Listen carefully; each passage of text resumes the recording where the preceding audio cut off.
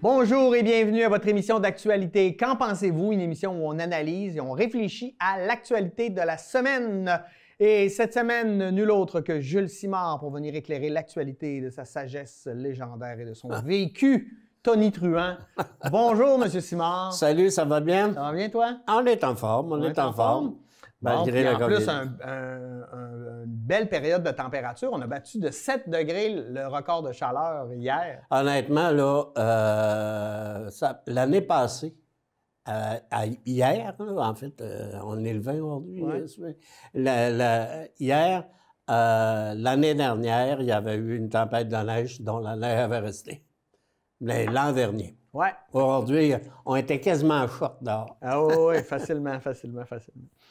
Donc, on va décoller ça. On va parler, on en parle rarement, même s'il y a beaucoup de sujets en ce moment qui ont un lien avec le COVID-19.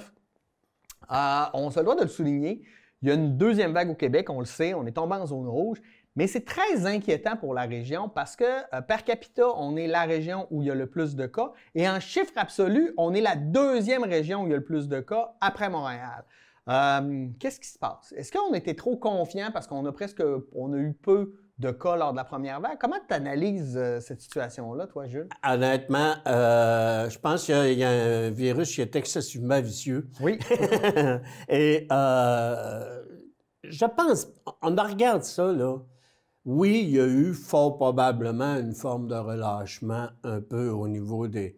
Mais globalement, là, quand tu te promènes en ville un peu, quand ça donne, parce que tu peux quasiment pas te promener en ville, mais quand tu te promènes en ville, les gens, là, peu importe, moi, je pense, en tout cas, le port du masque, à tout le moins, est respecté dans, je te dirais, 95% des cas, quand j'ai à sortir. On limite par ailleurs. Moi, dans mon cas, on limitait beaucoup les sorties à l'extérieur ou dans les magasins. Mais as-tu l'impression que les sorties, justement, on se protège, on le sait, on est regardé, tu sais, mais que ça se passe à l'intérieur des maisons?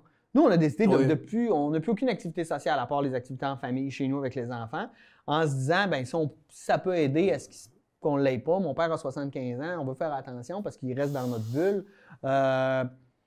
Est-ce que ça peut avoir un lien? Oui, bien, fort probablement. Je sais, j'ai eu des échos. On a des échos de, tu sais, pas plus tard qu'en fin de semaine dernière, dans le secteur sud du lac Saint-Jean, un party familial où il y avait plus d'une 50aine de personnes qui se sont retrouvées.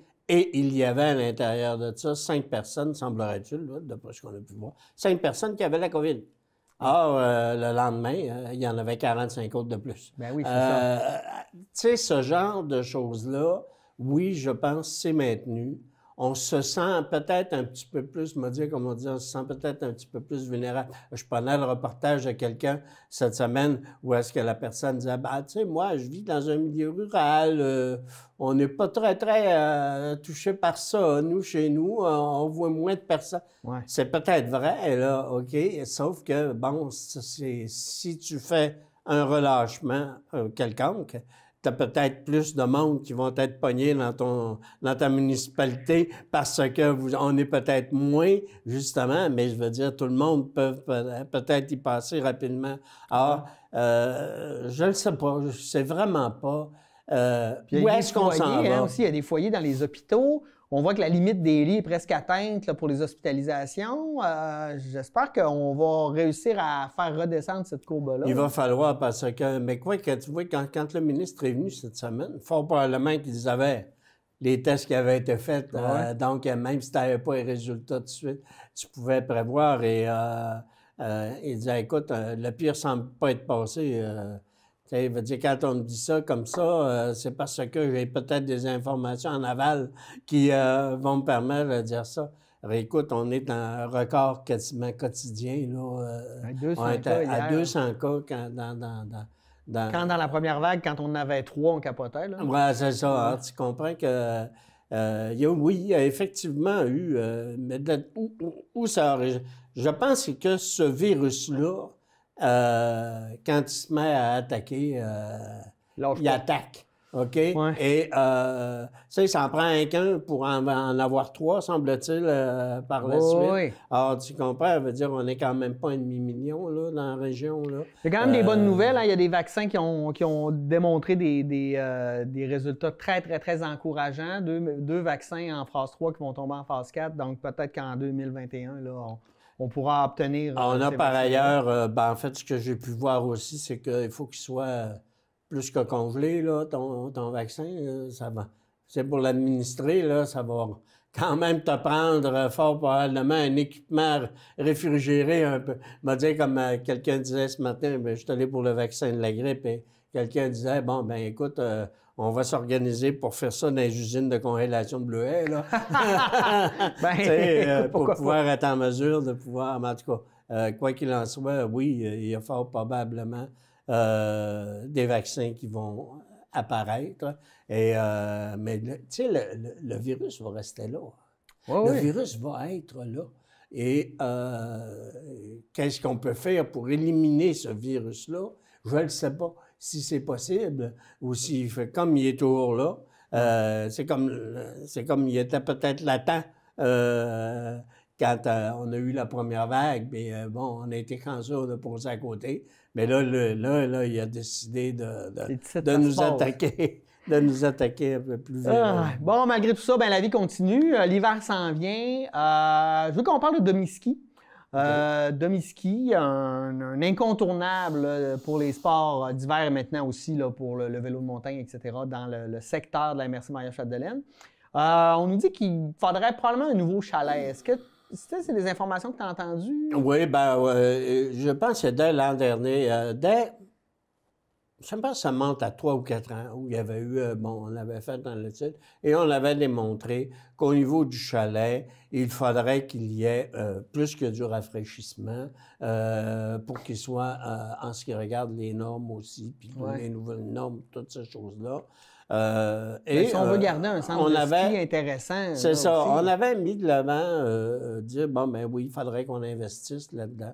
Je sais qu'au niveau du conseil, parce qu'à un moment donné, ce qu'il fallait faire, la priorité, c'était est-ce qu'on investit tout de suite dans le chalet ou si on ne sauve pas aussi demi-ski. Et c'était financièrement l'idée là, qu'il fallait se mettre. Or, est-ce que la municipalité se retrouvait à être obligée d'investir davantage pour qu'à tout le moins, il puisse y avoir un minimum d'activités qui s'y tiennent? On en était aussi là dans le temps.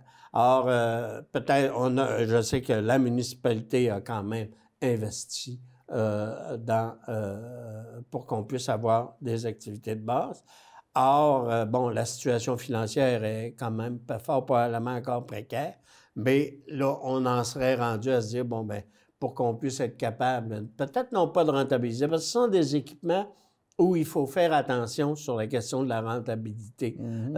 Fort probablement que comme collectivité, pour qu'on puisse maintenir un centre ouvert, il va falloir qu'année après année, on y investisse. Un peu d'argent, pourquoi pas en investir une fois un plus gros montant pour remettre ça à jour? C'est ça, il va falloir qu'on puisse être en mesure annuellement prévoir, oui, un investissement. Tu sais, je veux dire, tu as eu la même affaire avec la question des grands jardins en Normandie. Je peux en placoter un peu parce que, j'y ai été quand même directeur pendant un certain temps. Et si la municipalité ne mettait pas, et elle mettait à hauteur de 75 000 par année pour pouvoir être en mesure d'aider à la reprise des activités, tu comprends, si on ne met pas, si la municipalité, jamais, je dis jamais, on aurait pu fort probablement être capable sur le long terme d'en arriver à avoir une forme de ce que ça te coûte, tu le reçois par les visiteurs et ces choses-là. Mais tu sais, il aurait fallu rehausser tellement le prix d'entrée qu'à un moment donné, tu te serais ramassé à dire il y a moins de monde qui vient parce que ça coûte. Alors, tu sais, on est pogné dans ces cercles vicieux-là, ce qui fait en sorte que, oui, on peut penser qu'un nouveau chalet va être pertinent et nécessaire au niveau de Domiski, mais il faut aussi prévoir faudra qu'on investisse collectivement pour maintenir les opérations. Puis il me semble que c'est un chalet, parce que le terrain est là, tout a l'air de bien fonctionner. Un chalet, c'est pas non plus, là, tu sais, on parle, le complexe Aquagym, ça a coûté 10-11 millions, mais si on construit juste un chalet, c'est pas non plus des investissements là, hors de prix, selon moi. Là.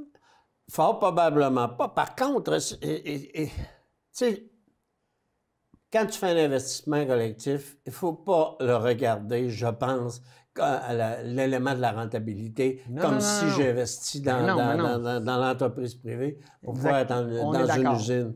Et oui, on peut peut-être penser que ça peut être à portée de main. Tu sais, je veux dire, c'est peut-être quoi, 500 000, 750 000? Moi, je pense moins que ça. Pas sûr. Ouais, puis capable de faire construire des méchantes grosses maisons là, pour 200 000-300 000. Oui, mais là, aujourd'hui, tu es dans... Tu sais, regarde, on va parler 30 secondes de la COVID. Actuellement, là, on dit que les écoles sont vétustes parce que les systèmes de climatisation, on n'en est pas sûr. On va en parler dans Ah, OK, bon. Tu comprends? Ce genre de choses-là, actuellement, là, pour un investissement que tu vas faire sur un équipement collectif comme ça, tant qu'à le faire, là, ton système de climatisation, OK, tu vas peut-être investir dedans pour pas qu'il soit conforme. Or, là, actuellement, il n'y en a pas, là. Ouais. Le système, c'est rouvre la porte puis ferme la porte. Là. Ça, c'est le système de climatisation. Comme chez nous. Exact. C'est le système de climatisation qu'on a, mais jamais tu vas rebâtir un système. Alors, lui, là, t'as des... Je pense que, oui... Ben moi, j'avais déjà entendu parler de 450 000 v'là une couple d'années. Ben, tu vois, ça, je trouve bien. Jusqu'à 500 000, je trouve ça raisonnable. Une couple d'années. Ouais. Hein? Et je pense qu'on est peut-être plus près d'un 3/4 de million. En tout cas, 1 million, c'est déjà pas mal moins que 10 millions. Là, pour collectivement, pour un investissement, je pense que... Il faudrait regarder que la population, si la population en veut aussi, c'est important qu'il y ait une acceptabilité sociale. Oui, il y a ça. Puis, tu sais, c'est comme quand il a été question de l'Aquagym à un moment donné, quand on investitue, c'est tout près de 16 millions, je pense, qu'on investit là-dessus.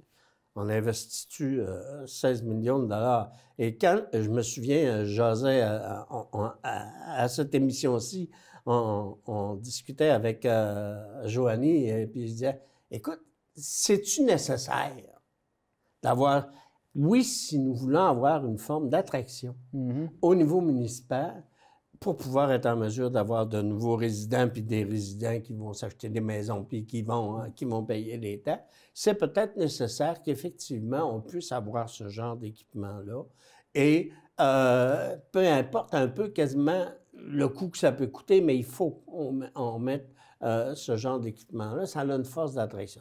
Or, Domiski, même si ce n'est pas toute la population qui s'y rend, elle a quand même, oui, une valeur d'attraction que tu peux avoir. En plus, tu es dans le milieu. Les familles. En plus, tu es dans le milieu, c'est ça. Tu es quasiment en plein milieu de la municipalité. Ben, tu es dans le milieu de la municipalité. Il n'y a rien de prêt sinon, là, tu sais, pour faire des sports de glisse. Exact. Donc, oui, fort probablement qu'il va falloir investir, mais je pense qu'il faut avoir en tête que, oui, c'est un investissement que nous va mettre, mais que collectivement, il faudra aussi le supporter financièrement parce que seules les opérations ne pourront pas, en tout cas, à ce que je connais de ce genre d'équipement-là, ne pourront pas le faire vivre. D'accord. Avec Véloroute des Bleuets, meilleure saison en 20 ans, en temps de COVID. Ça te surprend, ça te surprend pas? Oui et non. On est quand même sur on a fait beaucoup... La COVID a ceci de particulier, c'est qu'elle nous amène à faire du sport individuel. OK? Donc... Puis à ne pas pouvoir sortir du pays. Pas beaucoup, effectivement. Donc, oui, tu t'es peut-être acheté un vélo. Ça n'a pas été mon cas, tu me diras, là. Oui, tu t'es peut-être acheté un vélo, donc tu t'es acheté un vélo, tu as dit, OK, on va en profiter pour aller se promener sur la véloroute. Tu sais, on est actuellement très, très fort au niveau de la COVID, là, hein?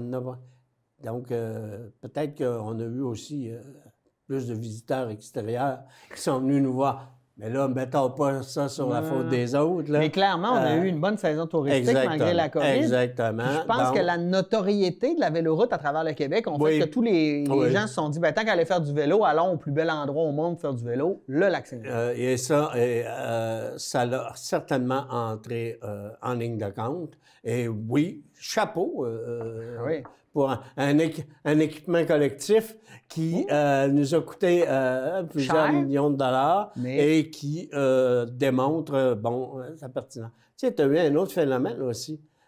Moi, j'ai un chalet en forêt. OK. Ben, moi, ce que je peux te dire, c'est que cet été... Tu as passé pas mal de temps là? Non seulement j'ai passé pas mal de temps là, mais je veux dire, il y a beaucoup de personnes aussi qui ont passé beaucoup de temps dans les chalets. Ben oui. Et ce n'était pas nécessairement les propriétaires. On a loué beaucoup de chalets. Alors, c'est ça, c'est les activités en bulle qui ont eu la cote. Et c'est un peu une activité comme le cyclisme. En plus, ça se pratique à l'extérieur. Plus, tu sais, je veux dire, tu étais dans une zone où tu pouvais fonctionner. C'est idéal, en fait. Où tu pouvais fonctionner sans mettre de masque à faire le vélo. Donc, ça explique fort probablement le résultat obtenu là-dessus. On va parler forêt, modification du régime forestier. On nous dit que l'objectif, c'est pour diminuer le coût de la fibre et de garder l'industrie rentable. C'est quoi ton analyse de cette modification du régime forestier? En fait, j'ai essayé de voir ça a été quoi les éléments qui ont été qui vont être mis de l'avant là, pour pouvoir faire en sorte qu'on puisse avoir des modifications. Ce qu'on nous dit, c'est que c'est simplement des caractères administratifs qui a été amené. Donc, les principes de base ne seraient pas touchés. Et ce que, entre autres, les ingénieurs forestiers faisaient valoir, c'est que, on a l'ingénieur forestier qui travaille pour une papetière, pour une entreprise forestière, se dit, écoute, c'est le ministère qui décide tout. Nous, ce qu'on a fait, c'est de dire, garde, il faut appliquer ça. Ouais. Donc, le rôle de l'ingénieur forestier est un peu mis de côté. Il est tributaire, en fait, de la décision du gouvernement. De la décision du ministère, parce que c'est le ministère qui décide beaucoup plus. Maintenant, il faut se rappeler que quand on a fait le nouveau régime, ce régime forestier-là, ce qui a été mis de l'avant, ça a été de faire beaucoup une exploitation forestière dans un contexte de développement durable. Ouais. OK? Or, ce qui fait en sorte que ça coûte cher, OK? Tant pour les forestiers, c'est cet élément-là aussi. Or, ce qu'ils s'attendaient, c'était peut-être d'avoir des formes d'allègement sur les critères, et semblerait-il qu'on n'y touche pas. OK?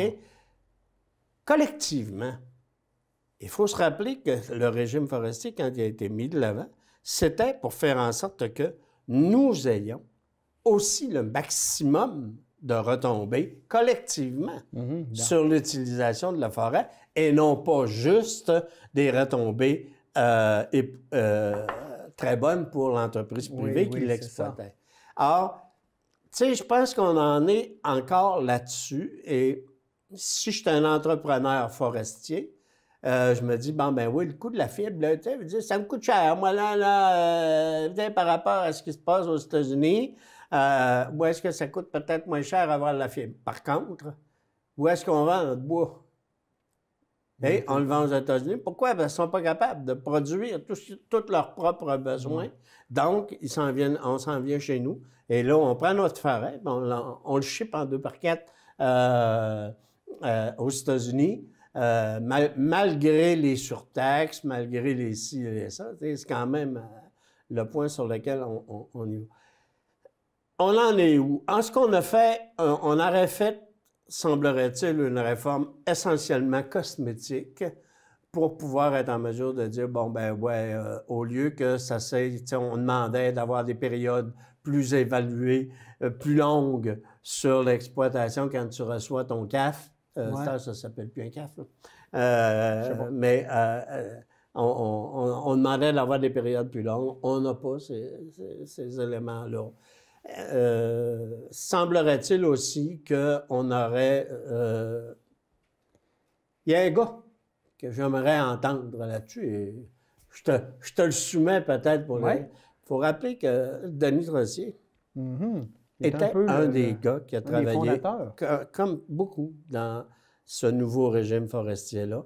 Il était avec la désormais célèbre Mme Normando, qui était ministre des Forêts, pas de la Forêt, des Ressources naturelles, parce que le ministère de la Forêt n'existait pas dans le temps, et qui ont mis de l'avant. Je me souviens des interventions de Denis en commission parlementaire. Ce serait peut-être intéressant de savoir qu'est-ce qui se passe avec lui, de quelle façon il interprète ça aussi. Est-ce que ces valeurs cosmétiques-là étaient nécessaires ou s'il y aurait peut-être eu des éléments au niveau des principes de base élaborés qui auraient pu être remis en question pour faire en sorte que... Maintenant, où est-ce que moi, je suis un peu moins chatouilleux? C'est que si c'est vrai que la fibre coûte cher au Québec, OK, et que j'en ai plus dans mes poches collectivement, je suis peut-être intéressé à conserver ça. Oui, parce qu'on le vend pareil, le bois, là. C'est en plein ça. Puis là, en plus, il y a des pertes, on pourrait ramasser. Il y a plein de modifications qu'on pourrait faire pour les résidus, pour tout ça. Oui, remarque que ça fait partie, effectivement, des irritants qu'il y a dans la loi pour les entrepreneurs. OK? On ne peut plus, comme on faisait dans le temps, prendre on appelait ça une botte, le top de ton arbre. Il fallait qu'il y ait 4 pouces et moins, là, tu comprends? Ouais. Je me souviens avoir fait le travail de bûcheron avec mon père dans le temps. Et si on avait une botte là, qui avait le 4 pouces, et puis que tout de suite, elle tombait à 2 pouces, fait que là, on s'organisait, on ne pouvait pas aller chercher un autre 8 pieds dans le temps. Ouais. Fallait que tu le caches là, pour pas que les colleurs te poignent. Ah, ouais. Mais en tout cas, c'était, tu sais, un arbre, là, à un moment donné, quand il se met à rétrécir et rétrécir. Oui. Mais à minute, est-ce que si tu avais des bottes de 4 pouces et plus, tu étais assurément collé, comme on dit, là. Puis, mais en tout cas, ceci étant dit, ces pratiques-là sont faites pour pouvoir être en mesure d'aller chercher le maximum de ce qu'il y a sur un arbre aujourd'hui. Je pense que ça, là-dessus, les pratiques tant des industriels que la personne bien ordinaire qui s'en va chercher son permis, son permis de bois de chauffage ou des choses comme ça. Il faut que tu respectes ces normes-là qui sont de faire en sorte que, tu sais, quand tu vas te chercher, tu vas te chercher du bois dans le bois là, avec ton permis là, pour faire du chauffage, et puis que tu vois de belles grosses branches d'un bouleau qui restait là, à côté, au lieu de prendre... Peut-être que tu aurais eu 4 petits bouleaux rondins, comme on dit, mais tu aurais peut-être eu avantage à aller le chercher aussi parce que tu vas chercher le maximum à ce moment-là de ton arbre. J'avoue que je vais chercher des petits rondins. Moi, ça m'intéresse. Des fois, tu regardes, tu te dis, regarde, oui, j'ai un permis de coupe, là. Mais là, le gars qui a passé, ou la fille qui a passé devant moi, a laissé son arbre pas mal gros, là, le 4 pouces à la souche, là. Pas à la souche, mais au top, il est encore...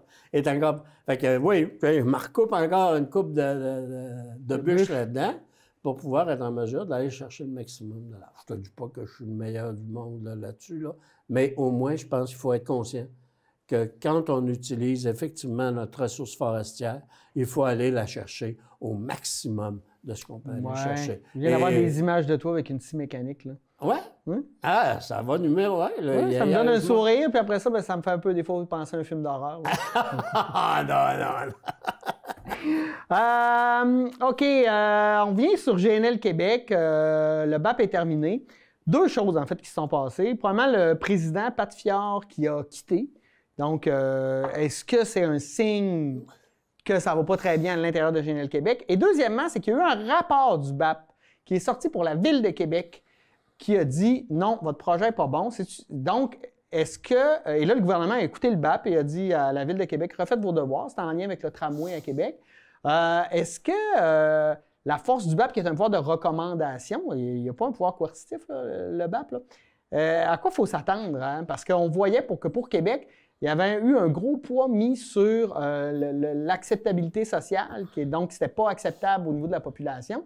Si on regarde ce qui se passe ici, j'ai l'impression qu'on pourrait revivre le même scénario. T'en penses quoi? Tout dépend. C'est sûr que tu as eu...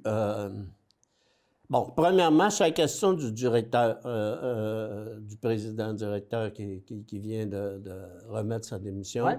Il a remis sa démission et il est toujours consultant pour la firme. Alors, je pense qu'effectivement, on le sait, il y a des problèmes au niveau du financement. Ils n'ont plus de financement, l'entreprise. Alors, fort probablement qu'ils veulent trouver quelqu'un qui pourrait aller chercher davantage de financement avec une réputation. Qu'est-ce que ça va? Est-ce qu'ils vont nous amener un Albertin à la tête? On ne sait pas.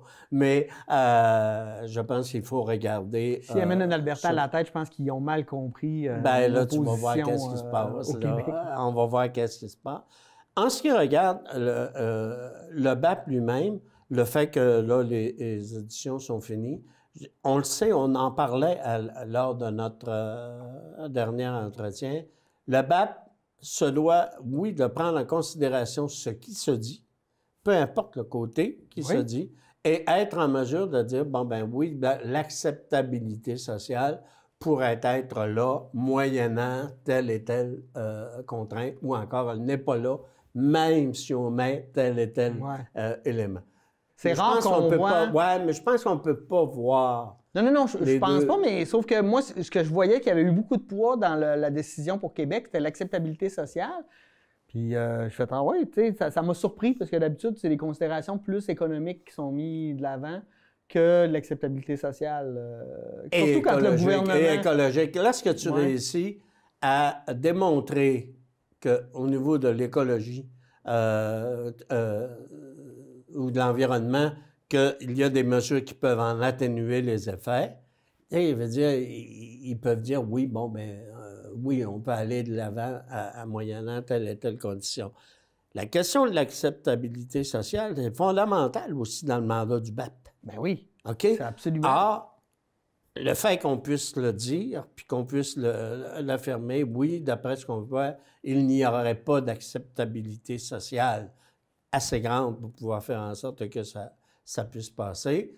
Ça fait partie du mandat qu'ils ont à dire et je te dirais qu'ils ont respecté leur mandat à ce niveau-là, parce qu'ils ne sont pas là pour prendre une décision. Ils ne sont pas là non plus pour dire, malgré le fait que l'acceptabilité sociale n'est pas là, c'est un bon projet. Ils n'ont pas le droit non plus, parce qu'ils n'ont pas le droit à l'opinion. Ils ont le droit à dire, voilà ce que nous avons entendu et voilà ce qui en ressort. Est-ce que dans la région, la question de l'acceptabilité sociale a été complètement démontrée? Je n'ai pas tout suivi tous les points qui ont été amenés, mais ça représente fort probablement un poids sur lequel on se devra de se pencher. Je sais que ce soir, il y a aussi un BAP 2, OK, qui est fait essentiellement sur les effets sur la santé publique du projet de GNL Québec. Et ça, c'est pas le BAP là, qui le tient, c'est des spécialistes de la région, là. Pas juste de la région, mais des spécialistes, parce que c'est fait sous la présidence d'un professeur de l'UQAM qui est spécialisé en santé publique, effectivement, où on va avoir des gens qui vont amener leurs points, semblerait-il. Et à l'intérieur de ça, je sais qu'il y a de ces points-là qui ont été amenés lors du BAP aussi. Mais on souligne que peut-être que le BAP n'a pas tout le mandat de regarder la question de l'acceptabilité sociale au niveau aussi de la santé publique. Alors, ça représente, je pense que c'est un dossier ou non seulement qui est à suivre, je pense qu'il est important parce que... oui, pour la région. Écoute, c'est quand même un investissement global de 9 milliards de dollars. Oui, mais qui est à court terme. Là. C'est tout le temps le rapport court terme-long terme, en fait. Là. Mais on va le voir, il va quand même y avoir des retombées là, sur le long terme aussi, dans le sens où il va Oui, falloir oui, qu'ils mais les s'opèrent. retombées économiques, je veux dire, tous ceux qui sont pour, on le voit clairement, là, c'est souvent des gens qui font partie de l'entreprise, de l'économie, qui veulent de l'argent maintenant, là. Tandis que ceux qui sont contre, c'est souvent des gens qui ont des visions à long terme, puis qui vont valoriser d'autres modes de production d'énergie, qui vont valoriser l'environnement, donc qui veulent garder un cachet à long terme, tu sais, pour Par contre, les générations il y a futures. aussi un autre élément, puis on reprend peut-être le début de notre discussion en disant cela. Oui, ils veulent de l'argent à court terme, mais l'argent n'est pas là. Non, c'est ça. Voilà, moi, je pense que financement c'est là est que pas le là. bas blesse, puis que, C'est là. que même si Clément disait oui, c'est pas sûr que ça va se faire. Est-ce que là, le gouvernement va se dire, t'as mot, t'as dit beau projet, on le met l'argent. Ça, c'est à regarder. Là, je serais vraiment insulté. C'est là qu'on va regarder. Ouais. Non, moi, l'argent public, il faut vraiment penser, là, on en a besoin pour d'autres projets en ce moment, là, pas mal plus importants que ça. Nous, on est toujours là et on va parler de souvenirs. Parce que cette semaine avait lieu le jour du souvenir, un jour important, mais qui a eu Cette semaine, c'était particulier parce qu'à cause du COVID, ben, il n'y a pas eu des grosses célébrations, festivités, parades d'anciens militaires, d'anciens combattants. Qu'est-ce que ça représente le jour du souvenir pour toi, Jules? Un moment où il faut effectivement se rappeler qu'il y a du monde qui ont donné leur vie pour des considérations sociales et politiques dans notre histoire. Il faut que oui, on les connaît peut-être pas tous, là, mais on a à penser que oui, on est allé à la guerre. Et tu sais, souvent de fois, moi, je pense toujours aussi à la chose suivante. Tu sais, quand tu es allé au conflit en Europe, à la Deuxième Guerre mondiale, ou à la Première Guerre mondiale, le soldat qui est mort, on dit, un grand patriote. Dans beaucoup de cas, tu avais quelqu'un qui a été conscrit, qui a été dans l'obligation d'aller au front. Et je te dis pas qu'il n'allait pas pour se battre pour la liberté, là, puis tous ces beaux principes-là, mais il voulait peut-être pas nécessairement y aller aussi. Et je pense qu'il faut aussi penser à cela. C'est vrai que c'est des actes héroïques et patriotiques, aller à la guerre. Mais dans beaucoup de cas, c'est aussi une obligation. Je pense qu'il faut, faut peut-être penser aussi à ça. J'ai des bémols des fois, là, puis là, je discute, là, je jase, là, j'ouvre la parenthèse, si tu veux. C'est Deuxième Guerre mondiale, conflit important, bien, clairement un méchant, tu sais. Mais quand on regarde, je veux dire, on participe de moins en moins à des conflits armés, là. On a beaucoup eu des casques bleus. On a eu la Corée. La Corée était-tu une bonne guerre? Je mets des gros guillemets dans le sens où...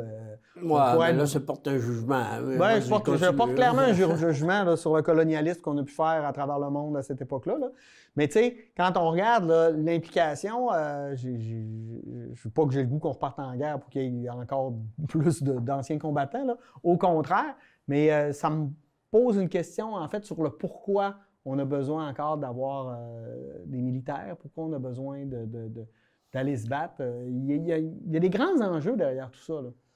Parce que moi, là, j'ai des amis en ce moment qui sont au Karabakh, une partie qui est en guerre là, entre l'Arménie et l'Azerbaïdjan, qui vivent un conflit réel là, où des gens meurent.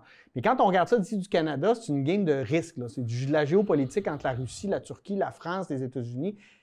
Mais sur le terrain, il y a des vrais gens qui meurent. Là. Puis souvent, je trouve qu'on regarde ces conflits-là comme si c'était des jeux vidéo. Là. Puis j'ai un problème, en fait, avec ça. Ben, et d'où l'importance de se souvenir. Oui, absolument. Ça dirait que...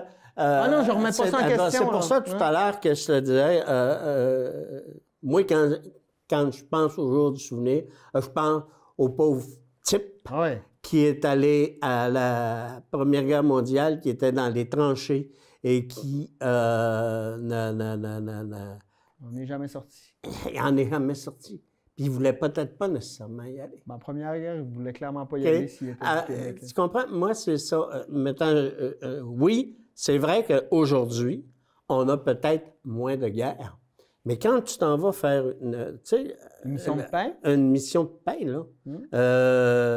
Non, c'est hyper important, mais non, la non, mais dynamique est indépendamment de différente, ça, indépendamment de ça, si tu t'en vas faire une mission de paix et que tu en reviens avec ce qu'on appelle des chocs post-traumatiques et qui font en sorte que ta vie est complètement finie, encore là, je pense qu'il faut regarder, oui, pourquoi est-ce que c'est qu'on est allé là, mais il faut aussi se souvenir de l'impact que ça a sur l'être humain qui a participé à un conflit. Ah oui, absolument. Moi, On l'a trop longtemps oublié, là. C'est ça. J'ai eu l'occasion dans...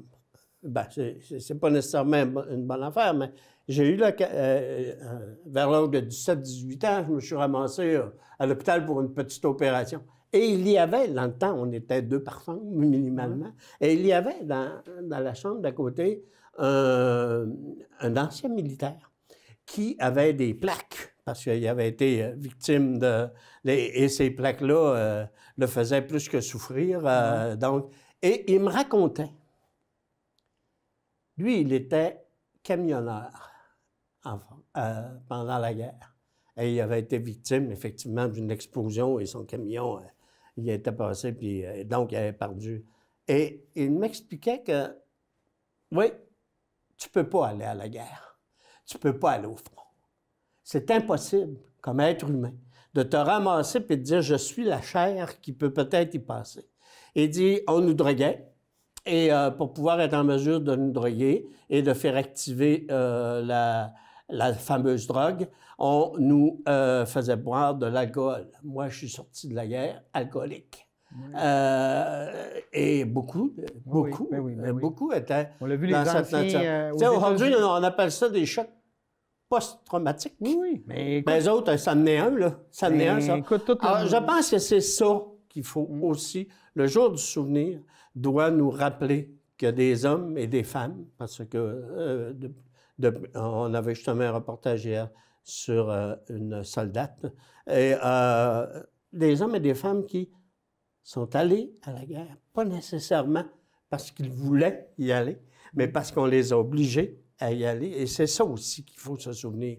Oui, les principes de base du pourquoi, du comment qu'on est allé à la guerre sont toujours valables peut-être, mais au départ... On va avoir un bon débat là-dessus. Au départ, je pense qu'il faut avoir du respect pour ces gens-là ouais. qui sont, oui, qui sont morts, mais qui sont aussi revenus avec des séquelles importantes. Oui, on a vu aux États-Unis qui ont tardé pendant longtemps à s'occuper de leurs anciens combattants, comment que ça a créé de problèmes sociaux. Là, exact. Regarde la guerre du Vietnam. Le Vietnam, ça parle-en d'une mauvaise guerre, d'une guerre d'orgueil. Oui, mais tu sais... on a sacrifié des générations de jeunes Américains là-dessus.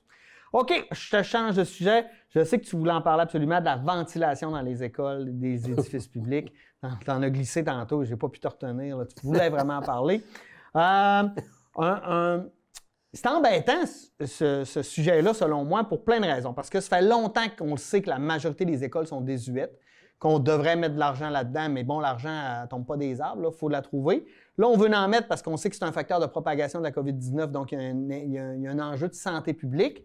Et moi, ce qui me fait rire, c'est que le gouvernement, cet été, a dit « Bien, nous, on a tout fait ce qui était possible cet été, mais on n'a pas parlé de ça cet été. Je ne sais pas, c'était peut-être le temps cet été de faire ça. » Je suis bien naïf là-dedans. Peut-être qu'ils ont essayé, je ne sais pas, là, je sais pas ce qui s'est passé derrière les portes closes.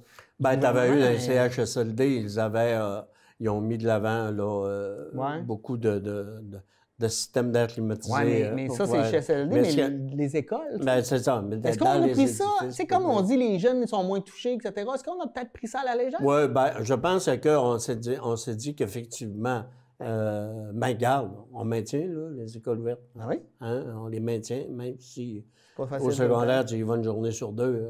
Pas grave, là, ils sont ouvertes, là, les écoles. Oui, me dire, comme on disait, en plein hiver, tu n'ouvriras pas la fenêtre pour faire de l'aération.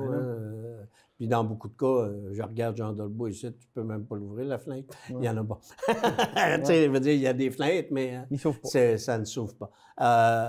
Et oui, on se rend compte que la propagation du virus peut aussi originer par les systèmes de ventilation. Et oui, là, les écoles. Est-ce qu'on en sera rendu à se dire, écoute, là, Ouais, on va y fermer aussi les écoles, là, parce qu'ils ne sont pas adéquats. Mais ça représente, tu sais, on a vécu de 2013 à 2018, on a vécu 5 ans d'austérité. Oui. Puis de l'austérité, on le disait, ah, ça va nous faire mal, ça va nous faire mal. Ben là, ils se promènent, on se rend compte que oui, ça nous fait mal. Le système de santé, on le voit. Ça nous fait mal, le système de santé, le système d'éducation, le système de... Oui, il faut investir dans du personnel. Oui, il faut qu'on ait davantage de services à ce niveau-là. Mais si le milieu dans lequel tu fais ton entretien de tu fais tes services n'est pas conforme ou ne peut pas... Tu sais, je reprends quasiment mon dossier, on reprend quand même aussi notre discussion avec le chalet de Domsky. Oui, c'est clair. Je veux dire, oui, on en est là aujourd'hui pour pouvoir être en mesure de respecter un ensemble de mieux vivre. Il faut que tu aies des normes sanitaires qui sont de plus en plus élevées, qui te demandent de faire en sorte que tu as dans tes bâtiments ou dans tes équipements, oui, une meilleure ventilation, aération ou encore un meilleur milieu de vie pour pouvoir être en mesure de le faire.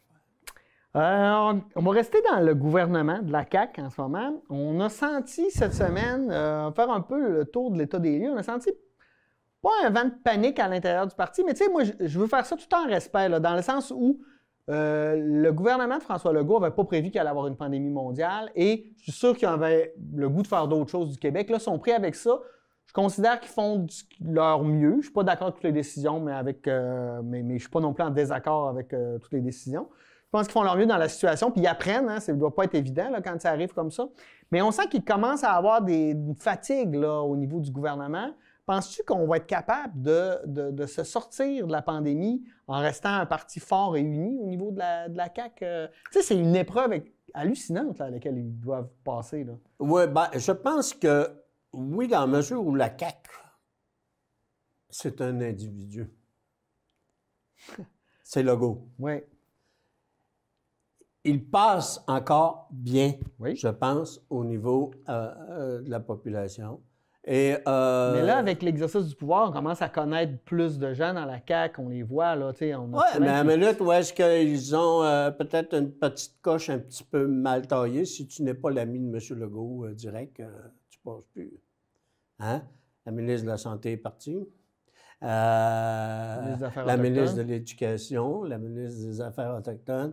Dès que tu sais, le dossier sur lequel tu as occupé, tu ne respectes peut-être pas juste la façon de penser du chef. Alors, je pense que la CAQ, c'est ça. Okay. C'est François Legault. C'est très centralisé comme ça. Oui, c'est François Legault.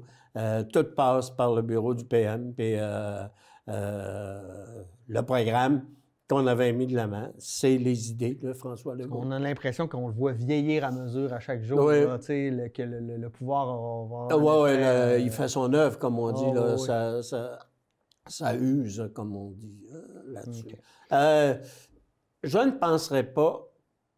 Pensez qu'il y a une crise à l'intérieur du parti? Non. Il n'y en aura pas. Il n'y en aura pas non plus. Parce que si tu lèves le ton, tu vas te faire un peu comme le Parti libéral. Si tu lèves le ton, tu te montres pas. Tu t'en vas. C'était la stratégie de Jean Charest, là, mettre des femmes dans des postes importants, puis quand ça faisait plus leur faire, ils les envoyaient au bat, puis ils se faisaient tasser. Ah, en tout cas, OK. Parlons procréation assistée. Le gouvernement a permis à ce qu'on puisse, donc, il rembourse gratuitement les tests de procréation. Le premier test de procréation assistée, in vitro, pour les femmes de 18 à 40 ans. C'est sensiblement bien accueilli. C'est un pas en avant. Est-ce qu'on pourrait en faire plus? C'est quoi? Je veux dire, on sait que c'était le gouvernement de M. Couillard qui avait enlevé ça. OK, ça avait été mis de l'avant antérieurement. Et dans le cadre, justement, c'est un effet des compressions budgétaires qui étaient dans le temps. Qu'on le remette de l'avant, je pense que c'est important parce qu'on a, oui, des gens qui veulent fonder une famille, on a besoin au Québec, d'avoir aussi une procréation naturelle. Au Québec, il n'y a pas l'immigration qui peut nous faire progresser. Et que tu puisses être en mesure de pouvoir bénéficier.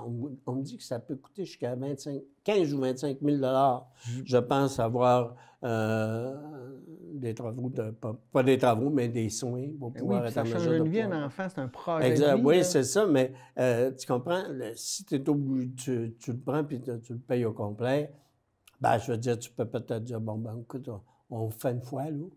Mais on ne le fera pas 3 fois. Ouais, c'est ça, là, ça a la possibilité, oui, de qu'une fois, là, quand même, qui est...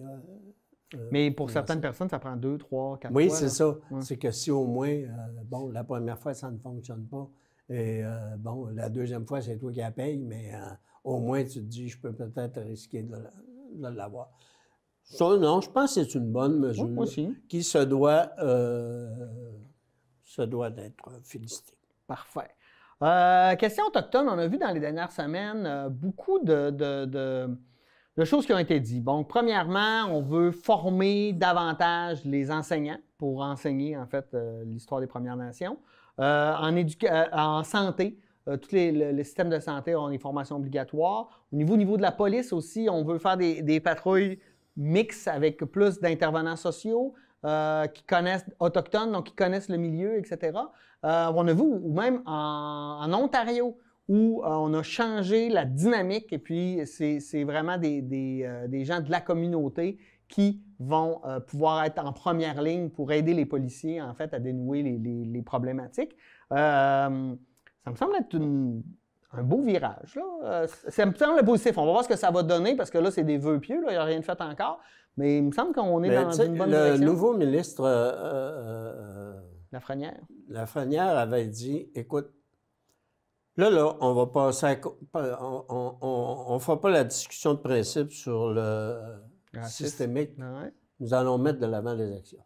C'est ça, c'est le gars qui était le chef du profilage racial à Montréal quand il était chef de police. C'est lui qui actuellement a dit, on va mettre des actions de l'avant.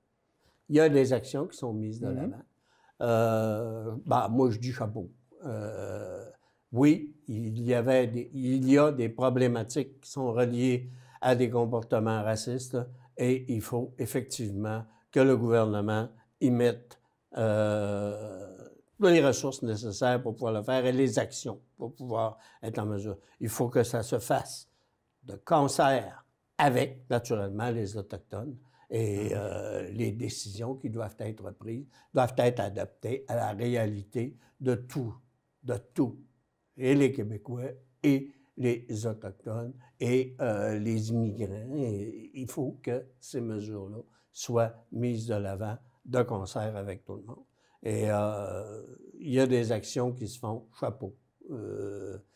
Ça permet de faire en sorte que peut-être ça ne règle pas le débat du racisme systémique. Non, la seule manière de le régler, c'est de le reconnaître. Ça prendrait 5 minutes. On le reconnaît, c'est réglé. On passe à autre chose. Non. Je maintiens que c'est pas vrai ce que tu dis là. C'est pas de dire qu'il y a du racisme systémique qui va régler. La question, c'est de dire qu'est-ce que nous faisons comme action pour faire en sorte que des gestes racistes, qu'ils soient systémiques ou pas, n'existent plus ou soient atténués. Oui. Et ça, au moins, on arrête de se faire un débat sur il y a du racisme dans notre société. Il y a un débat moral important à faire pour reconnaître qu'il y a un système qui a été fait depuis des centaines. Si le ministre ou le gouvernement dit il y a du racisme systémique au Québec. Et voilà, tout le monde va faire. On le savait, on l'avait tout dit, on attendait juste que vous le disiez. Maintenant, on peut-tu avancer? Parce que ça, c'est important. Pour reconnaître un problème, on ne peut pas apporter une solution si on n'est pas capable de reconnaître qu'il y a un problème. On reconnaît qu'il y a des comportements racistes. Oui, mais ce n'est pas des comportements racistes le problème, c'est que le racisme est érigé en système dans notre société depuis des centaines d'années. On s'en aperçoit même plus, fait qu'on est capable de le nier dans ce temps-là. Non, il ne se dit pas qu'il y a... Par le gouvernement actuel, il y a une reconnaissance que nous avons, oui, comme Québécois, des comportements à caractère raciste. Qui ont été érigés en système depuis... Et à l'endroit des Autochtones. Et nous sommes peut-être la région, OK, et le comté où on le voit peut-être le plus. OK? On a dans notre comté ce qu'on appelle une réserve indienne. Je trouve ça dégueulasse. C'est dégueulasse, absolument, je suis d'accord. Bien, je veux dire, la loi est là. OK? Et la loi sur les Indiens, qui fait quelque chose de fédéral, fait en sorte que on a créé des réserves chez nous. Moi, je suis pas... On a des... je vais regarde, j'ai eu un accident à un moment donné en forêt avec mon véhicule. Et lorsque je suis sorti du véhicule pour pouvoir être en mesure d'aller chez mon frère, j'ai pris la route avec ma fille pour pouvoir être en mesure, parce qu'on a été chanceux. On n'a pas été... mon véhicule était fini, mais j'ai pu m'en sortir. Et lorsque je suis passé sur la route, là, il y a un camion qui descendait à toute vitesse et qui n'a pas arrêté, parce que je l'ai flyé pour qu'il arrête. Il n'a pas arrêté. Tout d'un coup, je le voyais 1000 pieds plus loin, hein, il arrête. Là, il recule. Ah, il dit, je pensais, il dit que vous étiez des Indiens. Il dit, c'est pour ça que je n'ai pas arrêté. Ça, là, c'est un geste raciste d'un individu, OK, qui, oui, était bien content de me reprendre puis de me remonter parce que j'étais pas un... Oui, ça, ce que je veux dire, c'est que ça, là, ça existe. Oui, mais est-ce que c'est un racisme systémique? Écoute, je n'ai pas le comportement de même, moi. Jules, ça existe, les actes racistes. Mais pourquoi les gens portent des actions racistes? Parce que le racisme a été érigé en système depuis des centaines d'années, parce qu'on a colonisé. Nous, là, on s'est victimisé face aux Canadiens anglais pendant longtemps, mais on oubliait que oui, on a été colonisé par les Britanniques, mais qu'on a aussi colonisé les Autochtones ici, et ce qu'on a vécu, on l'a fait vivre. Et reconnaître ça, on pourrait recréer des liens et être un Québec beaucoup plus fort. OK, on va refaire juste 30 secondes d'histoire. Oui, parce que je voulais qu'on parle des États-Unis. Ah, OK, mais on va refaire juste 30 secondes d'histoire, puis on va arrêter ça là. Le temps du régime français. Ce que nous avions comme relation avec les Autochtones, et on peut relire tout ce qui s'est dit, ce n'était pas du... ce n'était pas... voyons... je cherche mon mot, là, je l'ai. Mais ça fonctionnait très bien entre le régime français et les Autochtones. On avait une... Et à la minute où est-ce que la conquête est arrivée, oui, on a eu la façon d'agir des gouvernements anglais, OK, par rapport aux Autochtones. Et c'est là qu'est venue la loi de... on avait fort probablement, oui, des comportements à caractère raciste, mais qui n'étaient pas reliés, qui étaient d'individus et non pas... et au moment où le régime anglais arrive et qu'on donne les écoles aux religieux et qui vont changer l'histoire pour enseigner une histoire différente où on va dépeindre l'Autochtone comme un sauvage, je m'excuse, mais c'est là où on érige un système parce que par l'éducation, on transmet la même connaissance à tout le monde et les gens ont des réactions en fonction de ça. C'est ça le racisme systémique. C'est pas de t'accuser d'être raciste, c'est de faire partie d'un système où on réalise même pas qu'on pose des actions. On connaît même pas les territoires dans lesquels on est. On n'a aucun respect. Écoute, c'est le temps que ça change. Moi, en tout cas, là-dessus, je suis inflexible et je suis très informé sur le sujet. Et ce que ça nous prend, c'est des actions. Oui, exactement. Chapeau. Ouais. Et hey, on a 2 minutes parce que je veux que tu me dises. Hey, Joe Biden, président des États-Unis, l'élection, après 3-4 jours, on a finalement eu un résultat électoral. Joe Biden. C'était 4 jours devant arriver. Hein? Oui. T'as-tu passé par plein d'émotions? Qu'est-ce que tu penses du fait que Trump ne veut pas reconnaître la défaite, qu'il s'en va dans des procédures? Moi, ça me fait peur. Oui. Ça me fait peur. En plus, là, il disait... Ça me fait peur comme citoyen du monde, là, et non pas comme Américain. Puis il n'y a pas de logique dans ces affaires, parce que les poursuites dans des États en disant « faut arrêter de compter les votes », puis dans d'autres États, ils faisaient les mêmes poursuites en disant « faut compter tous les votes selon ce qui l'avantageait », on dirait un enfant, là. Un enfant qui veut pas perdre. D'une façon... mais au-delà de cela, il reste 70 jours entre le moment de l'élection et le moment. Et c'est ces 70 jours-là qui sont dans la rue. Alors là, il a commencé à faire du ménage, hein? Il a commencé à enlever son secrétaire d'État à l'armée. Qu'est-ce qui va se passer demain matin? Puis tu sais ce qu'il a mis?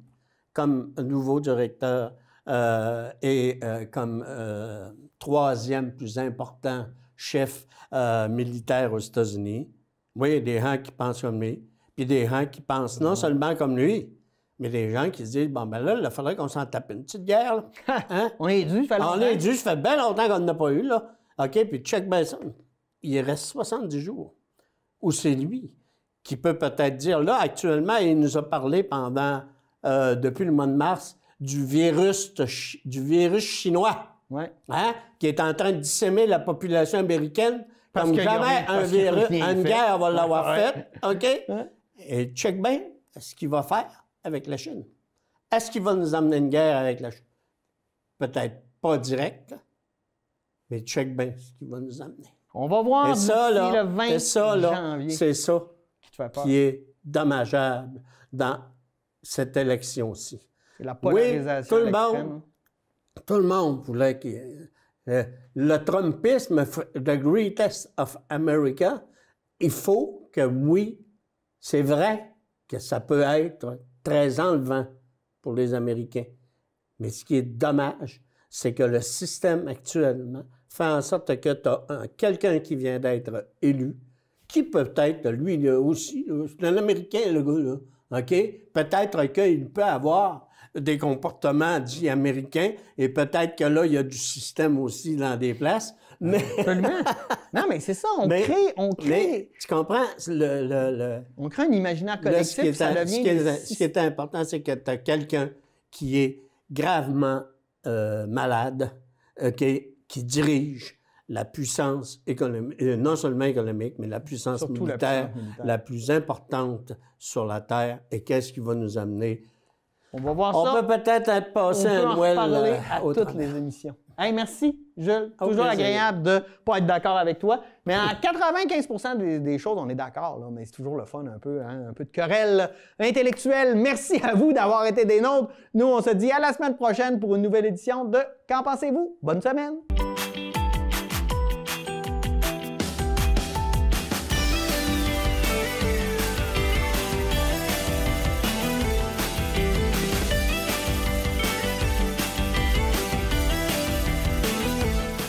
S'il y a de quoi, n'hésite pas, OK? Sans faute. Prends soin de toi.